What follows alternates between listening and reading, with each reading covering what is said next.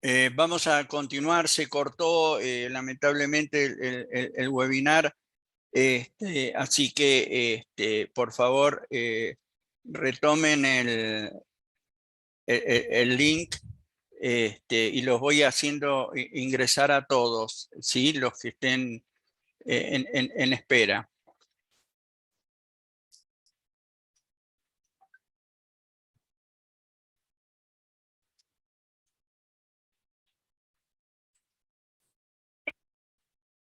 Bueno, disculpen el inconveniente, vamos a retomar la clase. Estábamos en la práctica programada y la vinculación que tenía la práctica programada con las TIC, ¿sí? Así que, bueno, vamos ahora a pasar a otro punto. Esto vamos a ver ahora una pequeña guía de lo que sería una aplicación de la exposición en vivo. ¿Qué es lo que nosotros tendríamos que hacer con nuestro paciente cuando le estamos proponiendo hacer una tarea de exposición frente a un problema de ansiedad? Lo primero es la justificación de la técnica. Es decir, el paciente tiene que entender cómo funciona la exposición.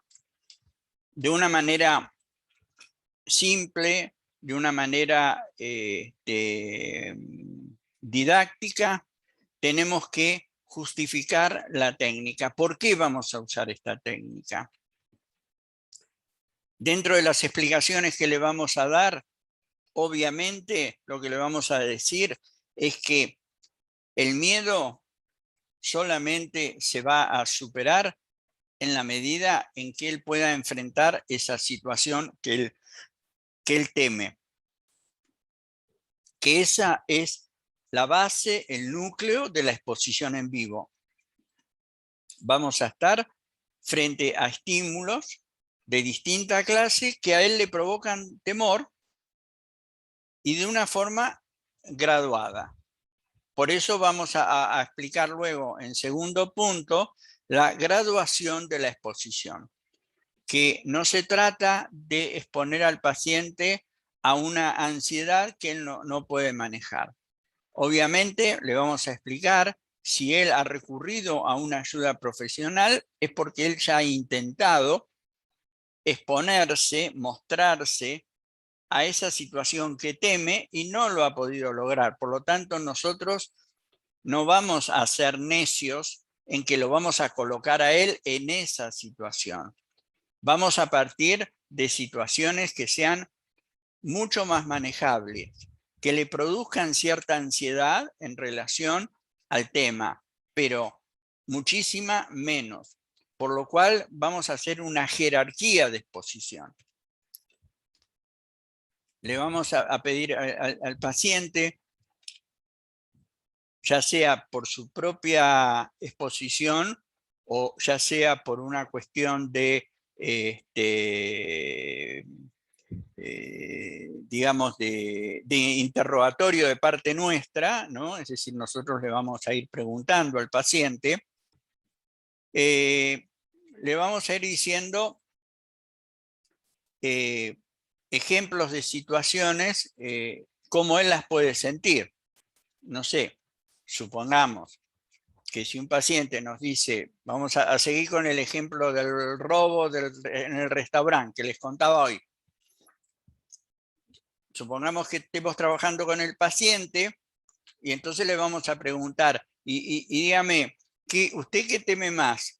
¿Ir a un restaurante grande, a un restaurante pequeño, ver una foto de un restaurante, escuchar una propaganda de un restaurante en la televisión?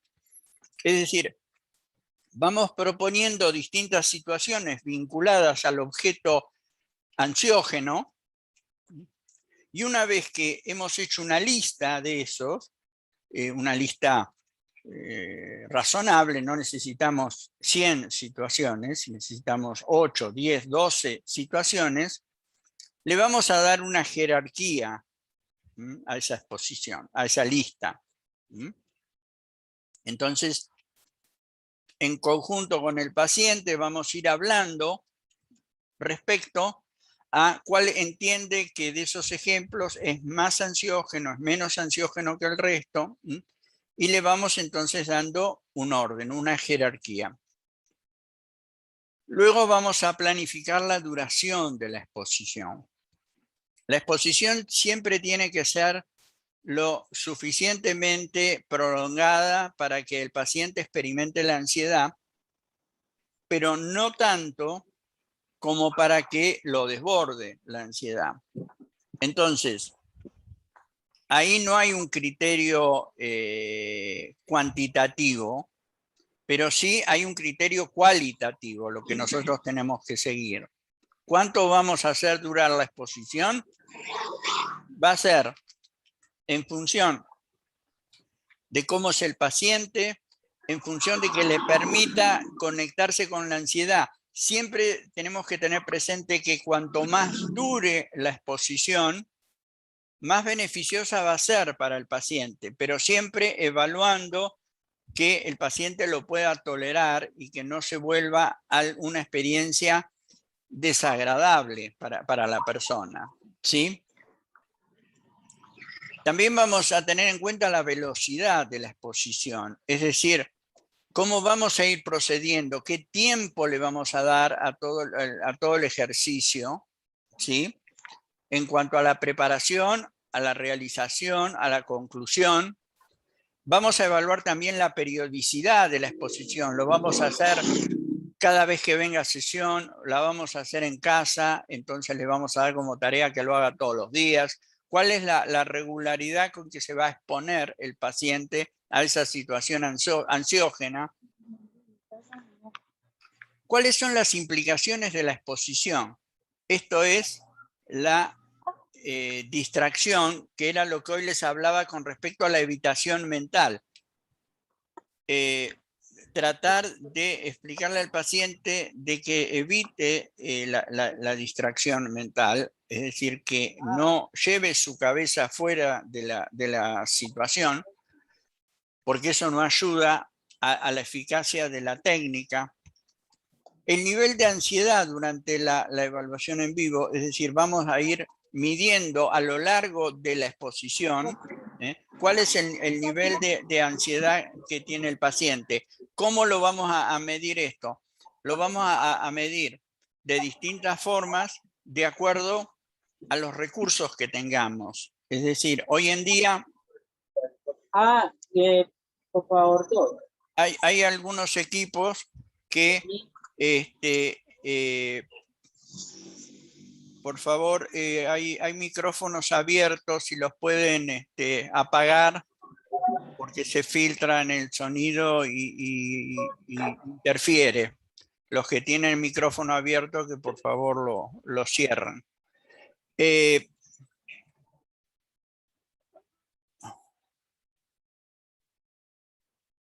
A ver, bien, gracias. Les estaba explicando el tema de la distracción. No, perdón, estábamos en el nivel de ansiedad durante la evaluación en vivo. ¿Cómo lo medimos esto? Bueno, lo podemos medir de distintas maneras. Lo podemos medir clínicamente por la observación de la conducta. Si el paciente está pálido, si el paciente se siente tembloroso, es decir, distintos signos conductuales que nos están hablando del grado de ansiedad que está experimentando. Y lo otro es usar algunos recursos tecnológicos que hoy disponemos, que son muy eficientes y que permiten medir el nivel de ansiedad durante la exposición. Bueno, esto es el primero de las 3 técnicas que les quería comentar hoy. No me quiero explayar demasiado porque se nos va a ir el tiempo, pero hay aparatos como ser pequeños equipos que los conectamos a un celular y podemos medir la electrodermis del paciente, es decir, cómo circula la electricidad en la piel del paciente. Se pone con dos abrojitos en las extremidades de los dedos de la mano, tienen un cable, esos dos sensores que van al celular y que miden cómo circula la electricidad en la piel. ¿Qué sucede? Que la electricidad el agua es conductora de la electricidad, ¿sí? Todos sabemos eso. Bien, el paciente cuando está ansioso transpira más, es decir, se produce una humidificación de la piel y hace que la electricidad dérmica de la piel circule más rápido. Ese aparatito lo que hace es mide la velocidad con que circula la electricidad en la piel y nos va marcando en qué momentos hay picos que son los picos de ansiedad que tiene el paciente. La electrodermis es un sensor muy útil para medir los niveles de ansiedad física de la persona. Entonces tenemos ahí una medida más objetiva que solo la observación clínica. Y el otro punto, el último, son los ataques de pánico durante la exposición. En este caso, bueno, lo que tenemos que tener en cuenta es que obviamente tenemos que evitar a toda costa que el paciente entre en una crisis panicosa, por lo cual la experiencia de exposición tiene que suspenderse cuando vemos que el paciente está, ya sea porque lo dice o porque lo muestra, generando muestras de estar en un estado de ansiedad muy superior al que puede tolerar. Esto no es tan raro como parece, porque hay pacientes que por querer complacer al terapeuta, por estar muy motivados para salir adelante con su problema, por distintas situaciones, van más lejos de lo que pueden, y si el terapeuta no está atento y no se da cuenta, bueno, el paciente puede terminar en una crisis panicosa, que obviamente no es lo que queremos. Bien. Hasta acá es lo que quisiera mostrarles hoy con respecto al tema de exposición. Vamos a pasar ahora a otra de las técnicas, que es la denominada tarea e intercesión. La tarea e intercesión es tan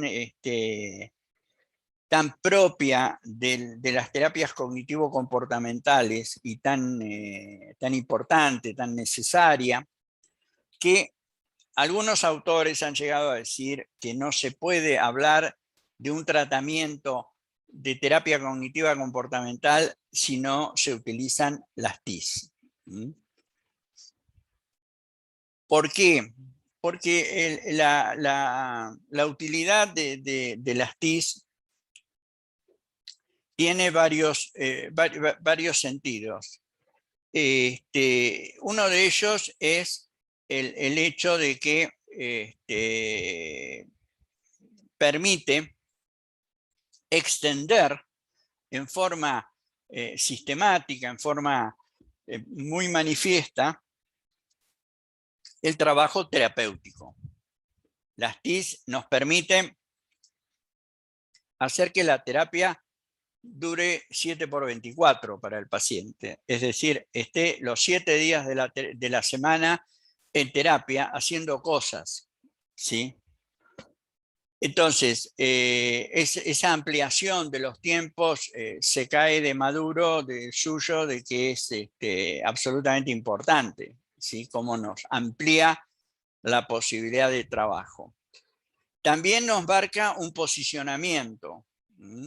El posicionamiento es que la terapia cognitiva comportamental trabaja básicamente con el desarrollo de habilidades, con el desarrollo de conductas que superen las dificultades del paciente.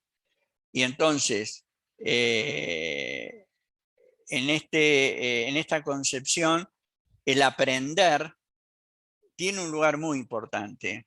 Nosotros creemos que las personas aprenden a resolver sus problemas y no necesariamente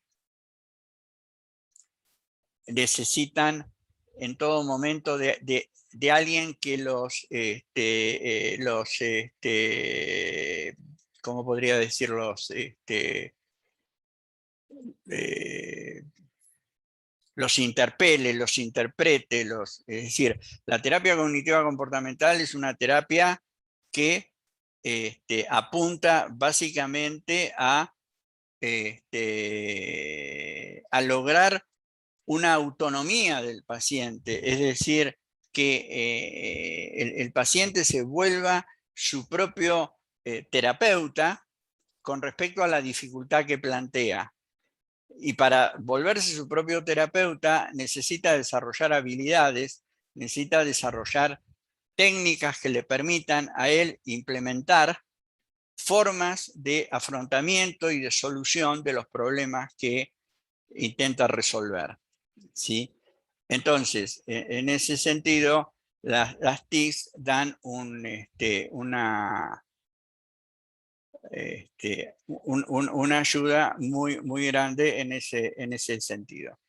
Vamos a ver entonces ahora un poco de esto relativo a las tareas intersesión.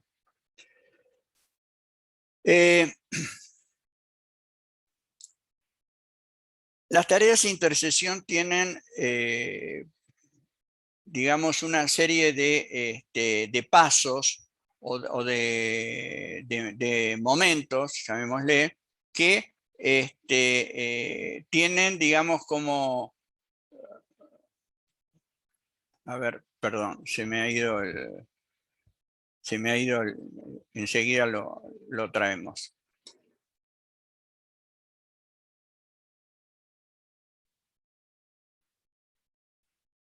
Ahí estamos, bien.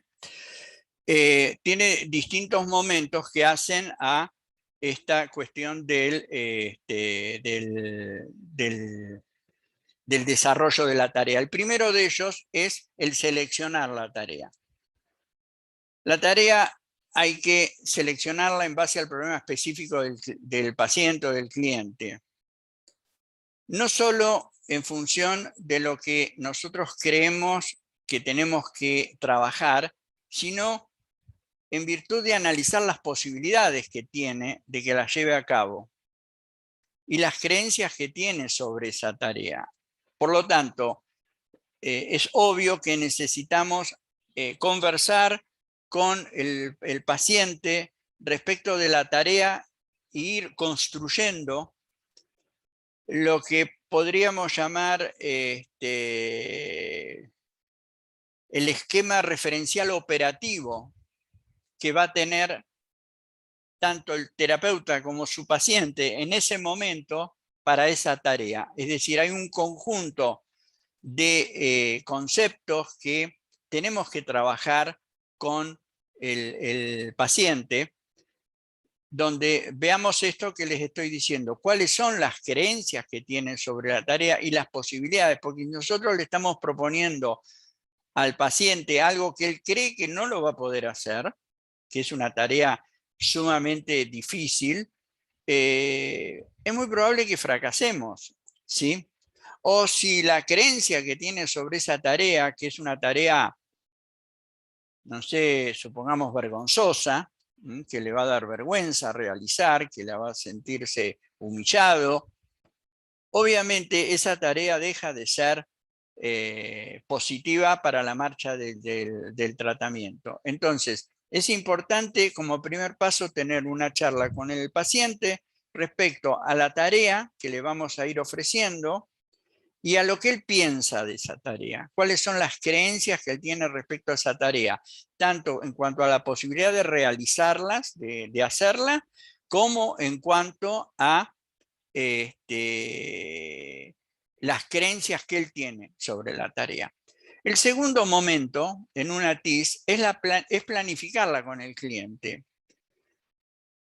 Hay algunos terapeutas que proceden en forma incorrecta en este punto, porque yo entiendo que no es fácil planificar una tarea en el curso de la sesión, donde no solamente vamos a dedicar la sesión a la planificación de la tarea, sino que vamos a hacer varias otras cosas.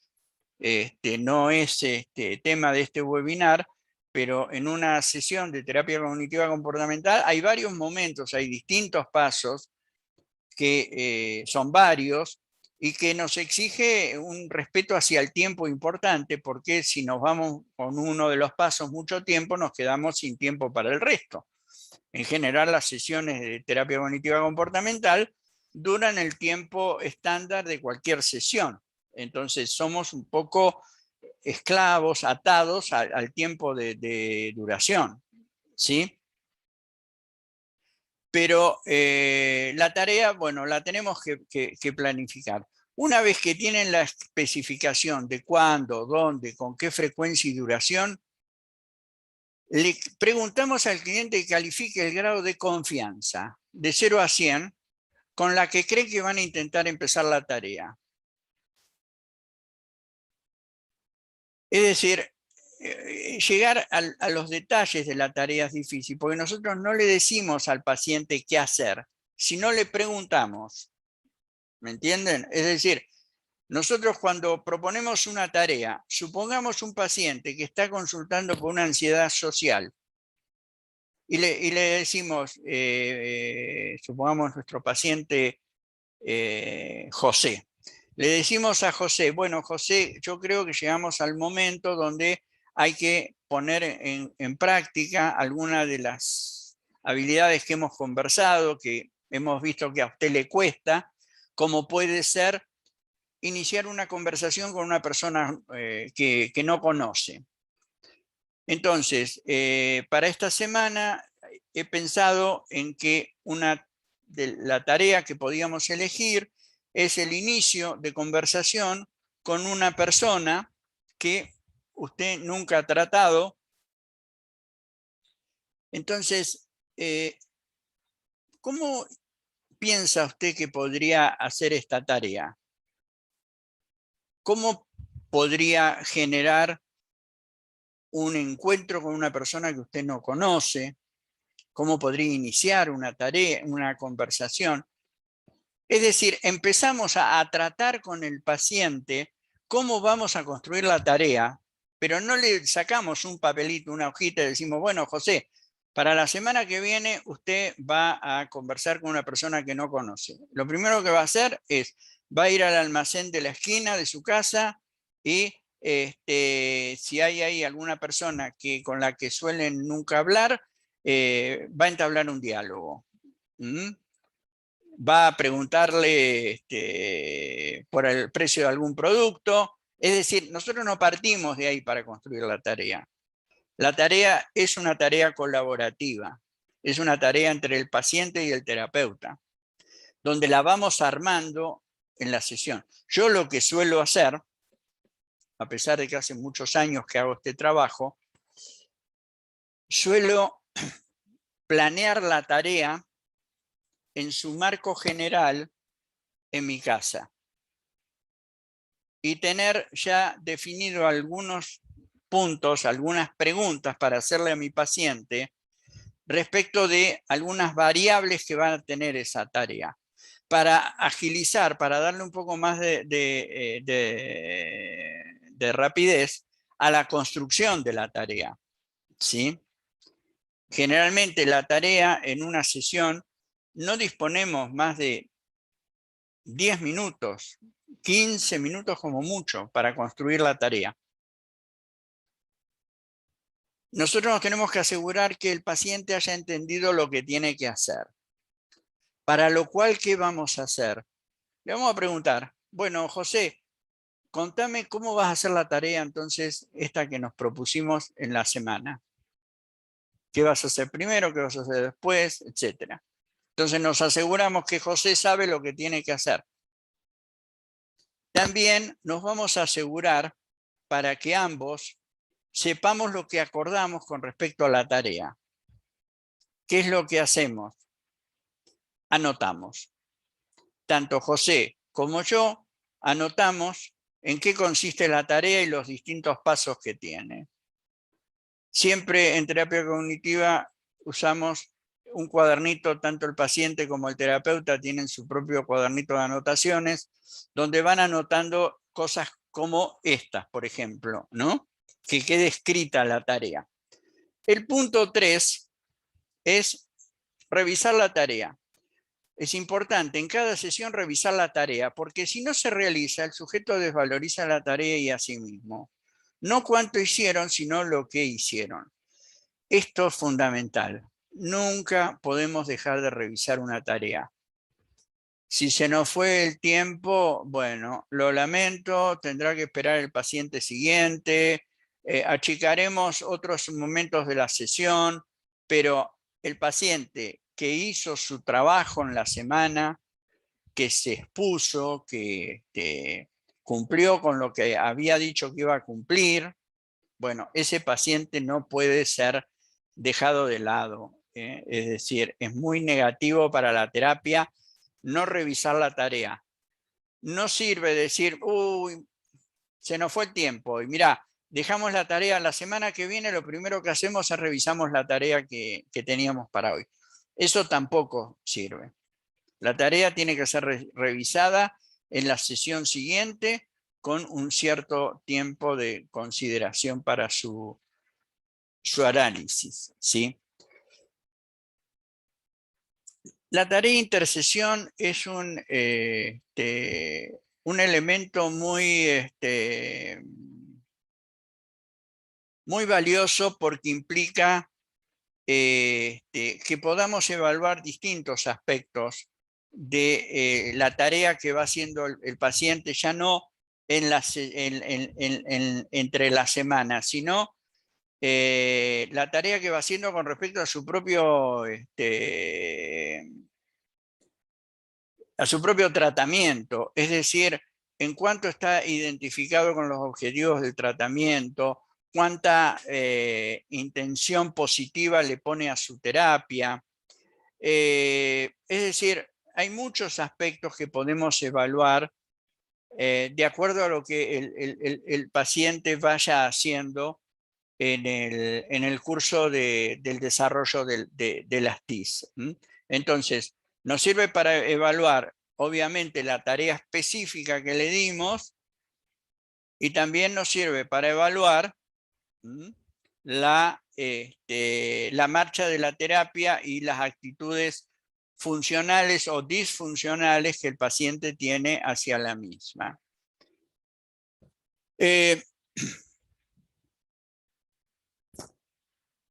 Uno de los fundamentos que tiene las TIC es respecto a las situaciones que tienen que ver con los estímulos, ya sean estímulos incondicionados o estímulos condicionados.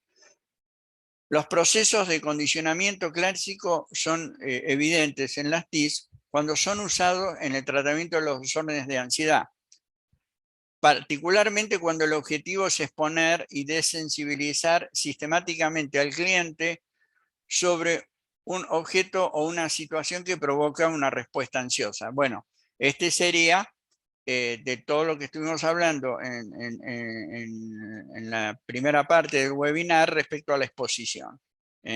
Muchas de las exposiciones tienen que ver con la fundamentación del condicionamiento clásico, ya que lo que tratamos son las sintomatologías de la ansiedad que están ligadas al funcionamiento, a la expresión fisiológica de la persona, Y obviamente en esa tarea que proponemos hay un componente de exposición y de desensibilización de las reacciones de ansiedad, ¿sí? Entonces, ese es uno de los fundamentos. Otro lo que tiene que ver con el condicionamiento operante, es decir, es beneficioso para los terapeutas considerar las contingencias de los refuerzos y los castigos. Por ejemplo, el costo y el beneficio como variables motivacionales que afirman al cliente a dedicar tiempo y energía en la TIS, porque claramente producen resultados adaptativos. También tener en cuenta los factores de mantenimiento. Es decir, en una situación X, buscamos a través de la tarea que el paciente genere una determinada conducta. Esa conducta va a provocar una consecuencia, ¿sí? Supongamos en este ejemplo que dábamos, donde generamos una situación de carácter social imprevisto, como es el encuentro con alguien desconocido, vamos a plantear una conducta proactiva, una conducta prosocial. El paciente va a tener que iniciar una conversación y bueno, y vamos a ver la relación que se va a establecer entre esa conducta y la consecuencia que produce esa conducta. Va a haber consecuencias que pueden ser de carácter reforzante, positivas, es decir, el paciente se expuso a la ansiedad, pero pudo conversar, pudo aumentar lo que decíamos hoy, su expectativa de autoeficacia, pudo ir extinguiendo la respuesta de temor frente a una situación social no conocida, no familiar. Es decir, y por otro lado, la clave de la relación es que entre la conducta y la respuesta ocurre dentro del contexto de la situación que los antecede. ¿Esto qué quiere decir? Que la conducta y la respuesta, o sea, la conducta y la consecuencia, siempre va a ocurrir dentro del contexto de la situación. Y esto permite el entrenamiento, esto permite que se anteceda con esa situación, que sea el prolegómeno de la transferencia a la generalización de ese comportamiento. Es decir, lo que vamos a hacer con José, una vez que pudo hacer este ejercicio, que le dimos esta tarea de intercesión, que le dimos de la comunicación, bueno, después le vamos a pedir que en otra ocasión ya haga contacto con otro lugar, con otras personas, también manteniendo lo imprevisto, pero ya José va a transferir cierto aprendizaje de la primera tarea que hizo. Sabe que al principio se sintió un poquito nervioso, pero después le fue decreciendo la ansiedad. Va a saber que esta tarea, esta propuesta, va a tener una recompensa para él, porque él se va a sentir después contento de que ha podido entablar una conversación nuevamente con alguien que desconocía. Entonces, en la práctica de la TIS es lo que crea la condición con la generalización del resultado, que eso es básico. Imagínense que si nosotros no pudiéramos generalizar los aprendizajes, estaríamos siempre enfrentando situaciones nuevas con un total desconocimiento. Acá José empezó hablando con alguien de su barrio que no conocía, que él era medio extraño, y después en una segunda tarea, supongamos ya tuvo que ir a un negocio a comprar algo y hablar con alguien que no conoce, un vendedor, entonces ya ahí está transfiriendo en esta segunda tarea una misma situación que es, estoy conversando con alguien que desconozco, que no tengo un vínculo social, ¿sí? Entonces estoy transfiriendo sobre una misma situación un aprendizaje que ya empecé a construir en la primera tarea de intercesión. Por eso, es importante el tema de los objetivos cuando diagramamos las terapias, porque trabajar con esta modalidad, con las tareas de intercesión, requiere de que el paciente muchas veces repita con distintos personajes, con distintas situaciones, las mismas conductas para que las pueda ir generalizando y ese comportamiento lo vaya incorporando y le sea cada vez más fácil de practicar, no importa cuál sea la situación que trate, siempre y cuando mantenga lo fundamental, ¿no? Es decir, en el caso de José, mientras la situación sea hablar con gente que no conozco, que conozco poco, yo lo puedo hacer en un negocio de mi barrio, en un negocio, una tienda en el centro o en una fiesta a la que me han invitado. La situación es conversar con extraños, sigue siendo la misma, pero yo voy aplicando un repertorio conductual que me va permitiendo la generalización del aprendizaje. Bueno, acá tenemos los principios de la generalización, que es la transferencia de las habilidades de entrenamiento o conductas hacia un nuevo escenario o hacia el desarrollo de habilidades que no son específicamente entrenadas. Las TIC permiten transferir habilidades trabajadas en la sesión al contexto natural del paciente, ¿sí? Es decir, lo que vamos haciendo cada vez más usando el contexto natural del paciente para que transfiera esos aprendizajes que va realizando a través de las tareas de intercesión sobre estas nuevas situaciones. En esto tenemos entonces dos principios, el de la generalización y el principio del mantenimiento. El mantenimiento es que una conducta persista en el tiempo, porque esto es otra cuestión. Una cuestión es que nosotros hagamos que el paciente pueda tener conductas similares en distintas situaciones, ¿sí? Como las que estamos narrando. Pero otra cosa es que las mantenga, ¿eh? Y eso depende del reforzamiento que ese comportamiento va a tener en su nuevo ambiente o en su nuevo contexto. Y acá viene un concepto muy importante, y es que las conductas que realiza el paciente durante las tareas de intercesión necesitan ser practicadas para mantener las ganancias terapéuticas. No sirve que el paciente haga una tarea de intercesión y que después se la cambiemos a la semana o a las 2 semanas por otras tareas que sean totalmente distintas, ¿sí? Por eso, bueno, yo no quiero derivarme de ir a otros temas, simplemente es decirles que en el tratamiento es muy importante de entrada que el paciente sepa que este es un tratamiento en el cual va a tener que participar en forma muy activa. Y cuando decimos en forma muy activa, no nos referimos a que va a tener que venir a la sesión en día y hora pautada, sino que va a tener que trabajar.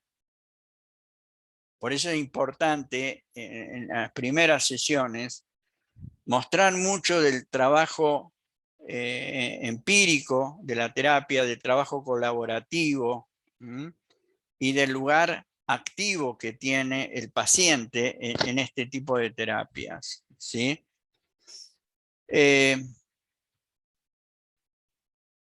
Cualquier refuerzo extrínseco podría no ser suficiente para mantener los cambios a largo plazo.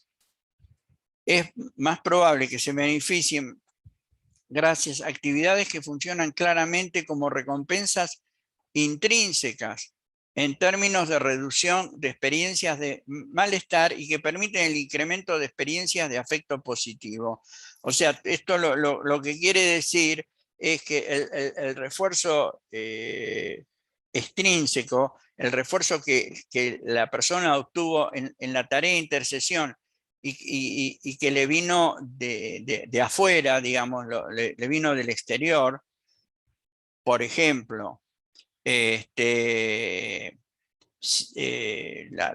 persona con la que estuvo conversando se mostró muy amable y muy a gusto con la conversación que le estaba sosteniendo. Eso es un refuerzo extrínseco para el paciente. Le está reforzando de afuera esa conducta prosocial. Pero es más importante el refuerzo intrínseco que lo que viene de afuera. ¿Por qué? Porque la recompensa intrínseca es la reducción de la experiencia de malestar. Cuando el paciente dice, sí, estuve hablando como 20 minutos con la persona del almacén que nunca tenía diálogo y que iba y nada más compraba lo indispensable, pero nunca hice una conversación, inicié una conversación, me hizo sentir muy bien, que la realicé y me sentí tranquilo, que me sentí a gusto. Es decir, la experiencia del malestar se redujo. Eso es una recompensa intrínseca, ¿sí? Bien. A ver, veamos un poco. Bueno, acá hay algunos temas que me parece que lamentablemente vamos a tener que ir, dado el horario, vamos a tenerlos que ir dejando porque se nos va el tiempo, nos quedan 15 minutitos y quiero dedicárselo al último de los temas, que es psicoeducación. Así que vamos a ir finalizando este tema de las tareas intercesión y vamos a pasar a ver un poco algo de lo que es psicoeducación.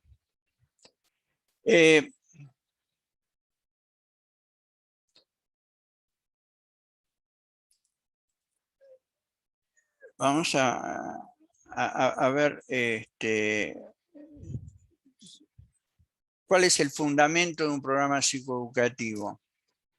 Apuntamos a que las personas estén mejor informadas. ¿Por qué?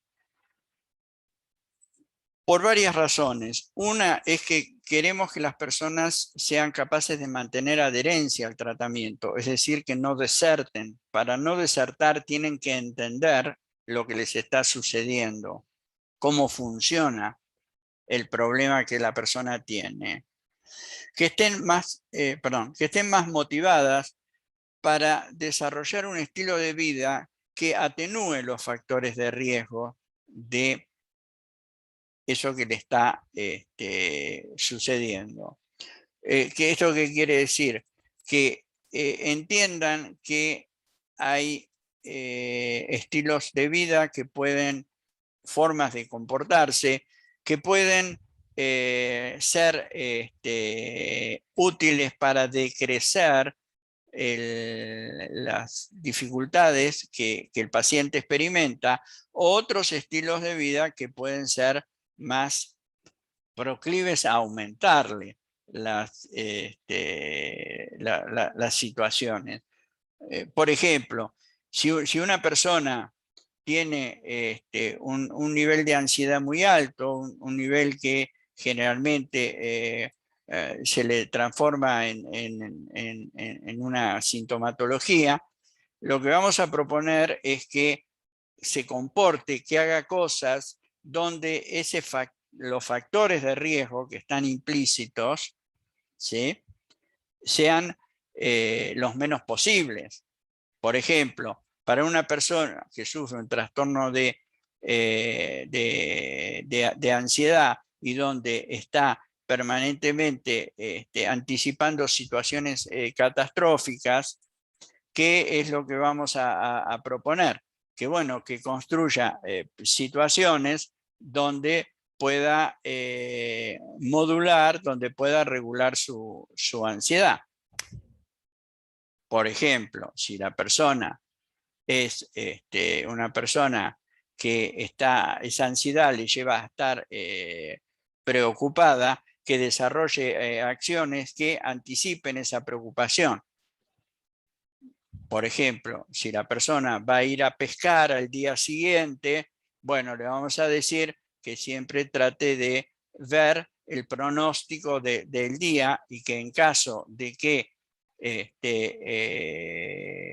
haya algún elemento, como puede ser que va a haber cierta cantidad de viento o cierta cantidad de nubosidad, eso no significa de que el día se va a huracanar o que va a estar con un cielo totalmente oscuro y amenazante. Es decir, los factores de riesgo son muy importantes en todo lo que hace a la psicoeducación de cualquier tipo de patología. Patologías neuropsicológicas, como puede ser una epilepsia, un trastorno bipolar o trastornos del estado de ánimo, una depresión o los mismos trastornos de la ansiedad.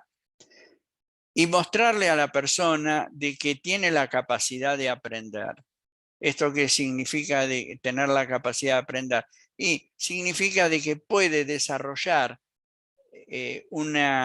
nosotros le decimos siempre a los pacientes de que uno de los objetivos que tiene su terapia o que va a tener su terapia en los estadios iniciales de la terapia es explicarle el concepto de la cajita de herramientas, ¿no? Es decir, acá lo que hacemos en la terapia es desarrollar una cajita de herramientas que, como toda persona de oficio, sabe que si es plomero, si es albañil, lo que sea, necesita determinadas herramientas para solucionar los diferentes problemas que se le pueden presentar en su oficio. Acá el oficio de la persona, que es, no sé, supongamos que sea controlar la ansiedad, va a necesitar distintos recursos para hacerlo. Eso es la cajita de herramientas. Entonces, muchas veces trabajar con esos, con el desarrollo de la conciencia, de la capacidad de aprender del paciente, es muy importante. Y motivarlas a saber qué les pasa. Es decir, esto es muy importante en la terapia, que el paciente tenga ganas de saber qué es lo que le sucede y que pueda investigar y que se le pueda dar elementos en todo este proceso que llamamos psicoeducación. Hoy en día a veces hay resistencias a que los pacientes lean o investigan. No tenemos que tener miedo a eso. Lo que sí tenemos que ofrecerles espacios donde el paciente pueda hablar de lo que leyó y de los conceptos que extrajo, porque no necesariamente todo lo que lea o extraiga van a ser conceptos correctos. La psicoeducación es un aprendizaje experiencial acerca de sí mismo, del proceso o trastorno que se padece y la mejor forma de afrontar las consecuencias de dicho trastorno. Bien, esto hace referencia a lo que dijimos en algún momento de esta charla hoy, cuando decíamos que las personas tienen la necesidad de entender lo que les sucede desde el punto de vista de la conceptualización del trastorno, pero en términos de un aprendizaje experiencial, es decir, lo tienen que saber desde su vida. Entonces, obviamente uno cuando empieza a trabajar con un paciente, sabe muy poco del paciente. Entonces, va a resultar muy difícil al principio relacionar el trastorno con información experiencial o vivencial de ese paciente, simplemente porque no los conocemos. Entonces, por eso es que decimos que la psicoeducación es un eje de la terapia, es una herramienta de la terapia que va desde el principio hasta el final, no hace a un momento de la terapia. Obviamente que en toda terapia, al haber momentos, también hay cierto jalonamiento de la psicoeducación. En las primeras sesiones lo que tratamos de hacer es que el paciente entienda los conceptos básicos de sus problemas. Cuando está ya desarrollando la terapia, nos vamos a centrar más en los mecanismos de vulnerabilidad, es decir, los mecanismos que son propios del trastorno y propios del paciente. Nos vamos a dedicar a educar sobre los factores gatillos, es decir, qué dispara estos problemas en el paciente, ¿no? Y vamos a analizar los factores de mantenimiento, porque después estos problemas se mantienen en el tiempo. Pero esos distintos momentos a lo largo de la terapia se los tenemos que mostrar como experiencia vivencial, no como conceptos teóricos o académicos. Entonces, el modelo psicoeducativo está orientado a objetivos definidos, utiliza técnicas pedagógicas, es decir, lo que a nosotros nos interesa es que el paciente entienda lo que queremos decir, tanto desde el punto de vista de conceptual, cómo relacionamos el concepto con las vivencias. Y las metas es que el paciente maneje la información científica sobre su problema, la aplique a la mejora de la calidad de vida de sí mismo y de su entorno familiar. Y el último punto, que es muy importante, es decir, no puede finalizar una terapia si el paciente no reconoce los signos de la recaída y sepa qué hacer al respecto. Entonces, para esto tenemos que mostrar conceptualmente qué es la recaída en un trastorno depresivo, qué es la recaída en un trastorno bipolar, qué es la recaída de acuerdo al diagnóstico que tiene el paciente, obviamente, y vamos a enseñar o a sugerir las acciones apropiadas para evitar la recaída y qué hacer en caso de estar expuesto a esa situación, concretamente que esté en un momento de recaída, ¿sí? Bien, bueno, dado la hora, vamos a ir finalizando. No sé si alguien quiere hacer alguna pregunta, con mucho gusto les voy a contestar. Y bueno, si no las hubiera, vamos a ir dando por finalizado este webinar. Como les han puesto las colaboradoras en el webinar en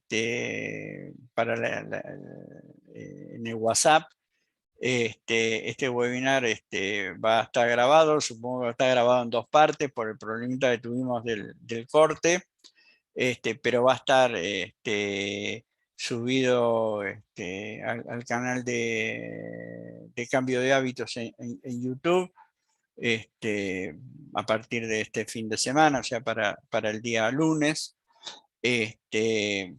También le vamos a subir al WhatsApp de este webinar algún material de lectura para que puedan completar lo que estuvieron hoy escuchando en esta charla que les acabo de dar.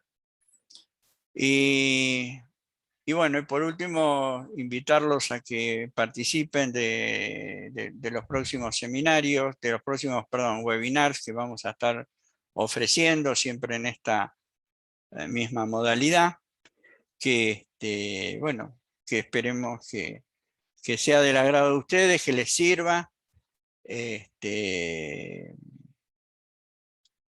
Para los que entraron más tarde, me presento nuevamente. Yo soy el licenciado Hugo Amengual, soy psicólogo y soy director de Cambio de Hábitos, que es el centro de formación que está auspiciando estos webinars. Así que bueno, solo me resta agradecerles de que hayan estado presentes y espero que les haya servido lo que estuvimos viendo. Un gusto y espero que nuevamente nos volvamos a encontrar en otro momento. Gracias por los conceptos que me están haciendo llegar de agradecimiento y de utilidad de este webinar, así que el agradecido soy yo, que un día viernes ustedes estuvieron predispuestos a disponer un par de horas a la noche para participar de esto. Así que me despido, nuevamente gracias y un gusto haber estado con todos ustedes. Hasta la próxima.